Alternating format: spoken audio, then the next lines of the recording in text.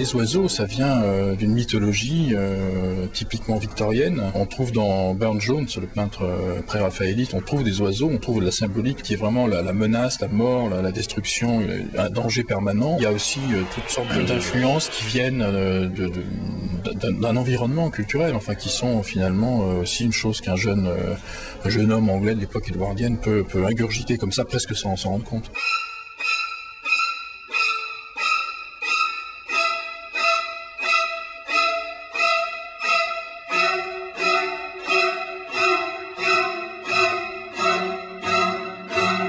Il y a beaucoup de choses sur le plan graphique. Bon, il y a une influence évidente de certains peintres. C'est pas par hasard s'il a demandé un jour à Salvador Dali de venir collaborer avec lui à Hollywood pour un film, à la maison du Dr Edwards. Et je pense qu'aussi on a bien fait de montrer d'autres peintres, notamment des peintres belges qui sont un peu les ancêtres du surréalisme belge. On trouve aussi Magritte, mais des peintres moins connus comme Léon Spilart ou de Goudenhoek, qui sont vraiment je dirais des maîtres du mystère graphique, qui sont même un peu aussi des inspirateurs peut-être d'une certaine forme de bande dessinée belge, un peu mystérieuse. Mais je pense aussi que fatalement quelqu'un qui doit remplir, comme il le disait, un cadre, quand il fait des films, forcément se retrouve à un moment confronté à des réminiscences de peintres et pas forcément à une imitation de la peinture. Hitchcock avait écrit un petit texte au début de sa carrière qui n'avait rien à voir avec ses films, qui s'appelait Cauchemar justement, et où il imaginait ce qui se passait dans la tête de quelqu'un qui va chez le dentiste. Et au fond, on peut dire que toute sa carrière est faite autour de cette idée d'essayer de torturer un peu le spectateur en le plongeant dans un long rêve éveillé, enfin un long cauchemar éveillé en fait. Et ça c'est proprement le génie hitchcockien.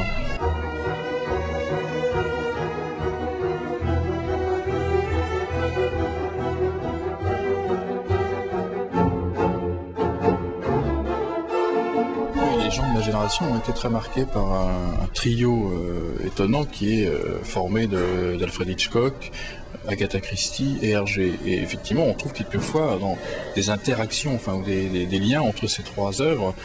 C'est pas absolument nécessaire, mais on en trouve, notamment, je pense à un film comme Jeune et Innocent, qui est vraiment du pur Hitchcock première manière, et en même temps un côté Hergé dans la manière dont l'histoire est racontée, dans les personnages et dans le graphisme même, si on peut dire, du film. Et puis Agatha Christie, parce que ça ressemble énormément au premier roman que Agatha Christie écrivait avant de mettre en scène Hercule Poirot. On a l'impression d'une complicité entre ces trois créateurs, et moi je trouve ça vraiment fascinant.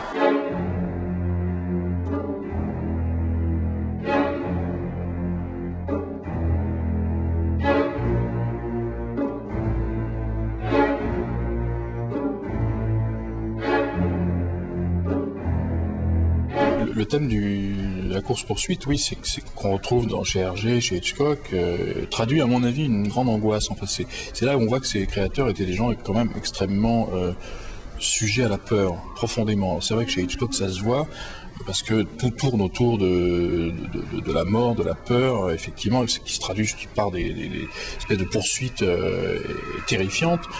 Chez Hergé, c'est un peu moins visible, évidemment, mais des albums comme Les 7 boules de cristal ou L'affaire Tournesol sont évidentes à cet égard, et justement, je trouve qu'il y a vraiment un lien entre certains albums d'Hergé et certains films d'Hitchcock.